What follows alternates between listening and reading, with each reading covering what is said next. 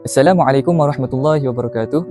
Perubatan merupakan satu cabang sains kesihatan yang merangkumi dan berfokuskan kepada pencegahan, diagnosis dan juga rawatan kesihatan. Daripada Abu Hurairah radhiyallahu anhu bahwasanya Nabi SAW telah bersabda, "Ma anzalallahu da'an illa anzalalahu shifaan." Yang bermaksud, tidaklah Allah ini menurunkan satu penyakit melainkan bersamanya penawarnya. Jadi, kumpulan kami memilih topik pengambilan ubat yang mengandungi sumber khinzir. Jadi, kumpulan kami memilih kaedah lakonan bagi menerangkan atau menceritakan tentang kaedah yang dipilih oleh kumpulan kami. Sebelum lebih lanjut, mari saya terangkan objektif dalam video yang kami sertakan ini. Yang pertama, objektif yang kami sampaikan ialah menghuraikan penggunaan ubat klakson yang mengandungi unsur haram dalam penggunaan perubatan moden. Yang kedua, menghuraikan fatwa dan pengharaman ubat klakson dalam penggunaan ubat moden kini. Dan yang ketiga ialah menghuraikan keberkesanan ubat yang halal dalam menggantikan penggunaan ubat yang haram tanpa mengubah keberkesanan ubat. Dan mari kita saksikan video kami.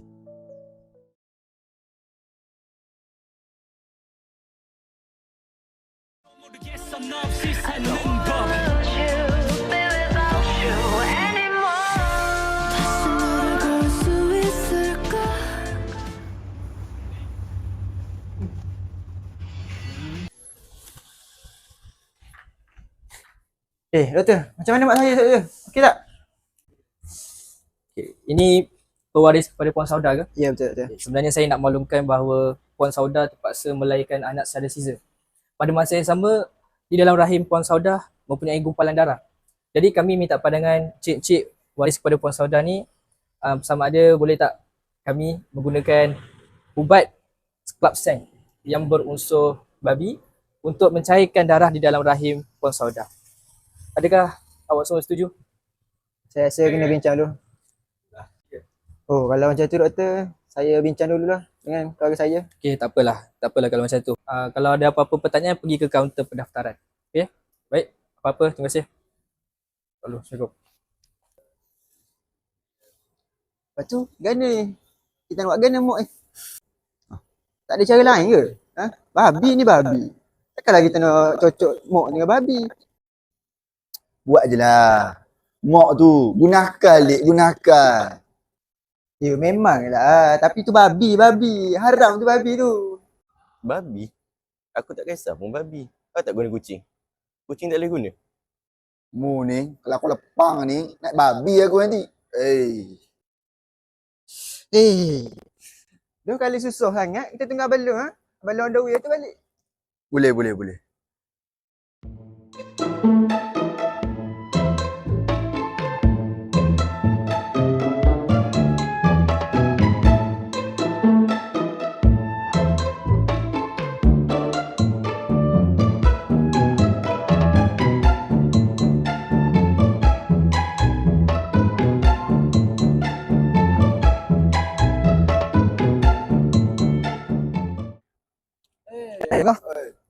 Lang. Jadi macam mana keadaan mak? Okey ke? Tak, sebenarnya macam ni loh. Kita nak proceed ke tak? Obat tu ada babi tau. Dia sebenarnya macam ni lah. Memang pada asalnya agama Islam melarang kita untuk menggunakan najis babi ataupun menggunakan unsur yang haram dalam perubatan. Tapi berdasarkan firman Allah SWT, "Hurrimat 'alaikumul maitatu wa lahmul khinzir wa ma ukhilla li ghairillahi bihi." Diharamkan kepada kamu memakan bangkai binatang yang tak sembelih, darah yang keluar mengalir dan daging babi dan binatang-binatang yang disembelih kerana yang lain daripada sisi Allah SWT. Jadi, berdasarkan apa yang Alung belajarlah selama ni, ada satu konsep syariah ni dipanggil ad-darurat tubirul mahzurat. Keadaan darurat yang mengharuskan perkara yang dilarang. Apa maksud dia? Maksudnya sekarang ni, dalam kes perubatan ni, kita boleh menggunakan ubat yang menggunakan unsur-unsur yang haram. Sebab apa? Sebab kita nak memelihara nyawa. Terutamanya ni ibu kita. Nak tak nak kita terpaksa guna juga. Saya tak faham lah Long. Tadi kata haram ni halal pula. Mana satu ni? Betul. Macam ni lah. Abang bagi satu video untuk awak tengok penerangan dia. Ini dia. Jadi begitulah ada hak tanya Ustaz itu, Ustaz, apa hukum guna ubat cair darah hak ada sumber haram, ada sumber unsur hak haram. Sebagai contoh, ada khinzir ke tiba-tiba ada DNA hak tak boleh guna lah. Okay. Seperti mana kita tahu, agama Islam ni mengharamkan penggunaan segala sumber yang berkaitan dengan najis, sepertinya khinzir. Jadi, seperti mana Allah berfirman dalam Al-Quran, surah Al-Ma'idah ayat 3, A'udzubillahi minasyaitonirrajim, hurrimat 'alaikumul maitatu wad-damu wa lahmal khinzir. Iaitu maksud dia, diharamkan kepada kamu memakan bangkai yang tak disembelih dan darah yang keluar mengalir dan daging babi, termasuk semuanya lah. Jadi berdasarkan ayat kita ni, ayat-ayat Allah ni, kita boleh nampak bahawa kita ni tak boleh guna lah benda-benda yang ada unsur haram, macam daging khinzir dan sebagainya.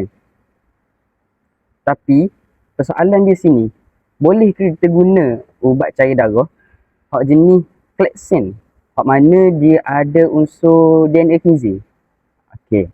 Kebiasaannya ubat cair darah jenis kleksen ni digunakan untuk ibu-ibu mengandung hak bersalin sterilizer.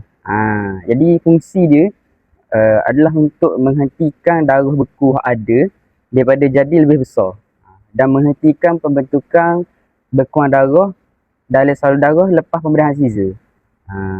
Jadi persoalan di sini, boleh ke tak boleh guna? Okey, pertama kita kena tengok ubat halal ada ke tak? Contoh, ada ubat cair darah hak halal, maka kita tak boleh guna hak ada DNA haram ni.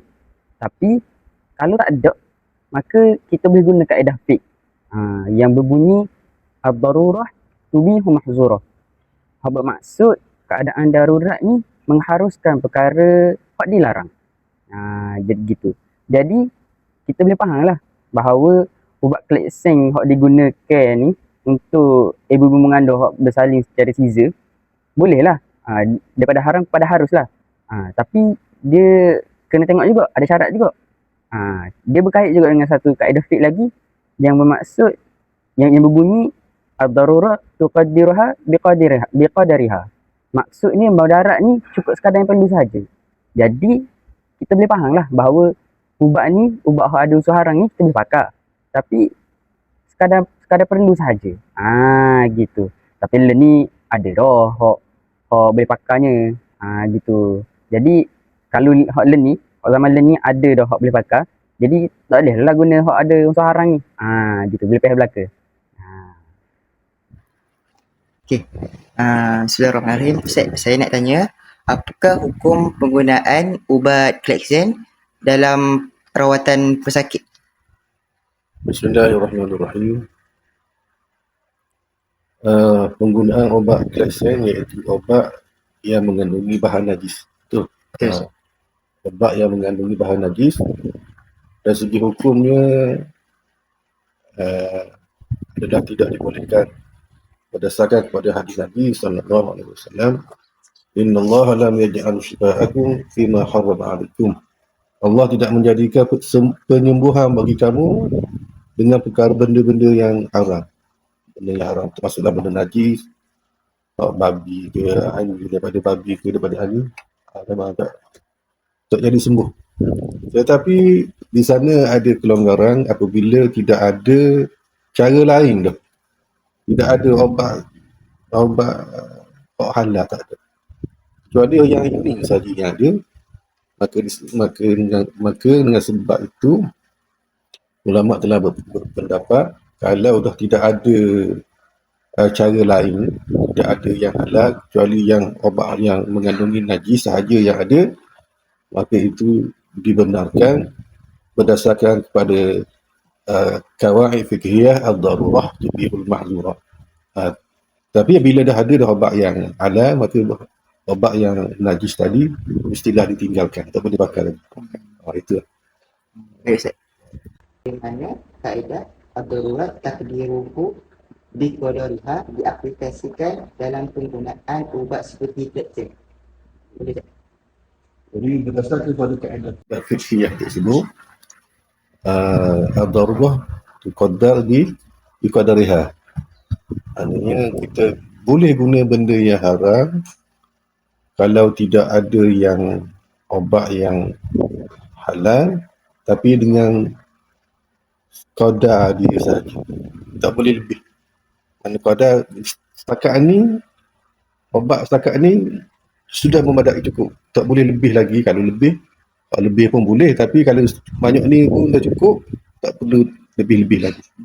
Kadar tu je. Katakan kalau minum air untuk menghilangkan dahaga ke, ataupun contoh yang lain, kita lekat, maknanya panggil apa, lekat tulang ke. Tidak ada air lain dah untuk minum, untuk menghilangkan lekat tulang tersebut. Kalau kita biarkan, boleh membawa kepada mudarat. Maknanya kalau mati tercekik contohnya. Kalau tak minum air memang akan mati je tu. Tercekik, boleh bawa maut. Yang ada cuma ada arak je. Jadi oleh sebab untuk menjaga nyawa kita, kalau tak minum memang mati, bolehlah minum sikit. Sekadar boleh menghilangkan kata tercekik tu. Jangan sampai minum sampai habis tercekik minum lagi. Itu tidak dibolehkan. Sekadar tu aja. Sebab benda arak tu haram, tak boleh nak minum sampai kenyang sampai hilang. Sebab tu kaedah dia ad-darurah tubihul mahzurat. Soalan yang ketiga, apakah pandangan Islam apabila sudah wujud alternatif halal seperti arikah, ubat yang halal? Jadi Islam adalah agama yang sangat mengambil berat tentang kebersihan, benda-benda yang bersih, yang halal sikit. Jadi bila dah ada alternatif yang lain, dah ada obat yang halal ataupun makanan yang halal, maka kita kena tukar, pindah daripada haram tadi terus kepada yang halal. Tak boleh lagi kita guna hak haram tu, hak najis tersebut. Jangan pula dah ada dah, tetap nak teruskan lagi hak tak boleh hak haram tu, yang najis tu. Kena pindah lagi pada hak halal. Sebagai kesimpulannya, melalui video yang telah dilakukan, Islam itu ialah agama yang syumul dan fleksibel dalam menangani segala masalah yang dihadapi oleh masyarakat sekarang. Walaupun penggunaan ubat haram ialah dilarang pada hukum asalnya, Islam tetap memberikan kelonggaran demi menjaga nyawa manusia mengikut maqasidus syariah, iaitu hifzun nafsi. Namun, kelonggaran tersebut hanya boleh kita pakai apabila tiada alternatif yang halal setara dengannya, dan kita hanya boleh menggunakan mengikut kadar keperluan dan tidak boleh berlebihan. Seterusnya, kesedaran yang dapat kita ambil daripada perbincangan ini ialah umat Islam perlulah sentiasa peka terhadap hukum hakam yang sentiasa mengelilingi kita dalam kehidupan seharian. Kita perlulah merujuk kepada pakar yang betul dan institusi fatwa yang selamat supaya ubat tersebut ataupun rawatan tersebut selamat digunakan dan halal untuk digunakan. Semoga perbincangan ini dapat memberikan manfaat terhadap kehidupan seharian kita dan juga memberikan kefahaman terhadap syariat Islam pada masa kini. Terima kasih.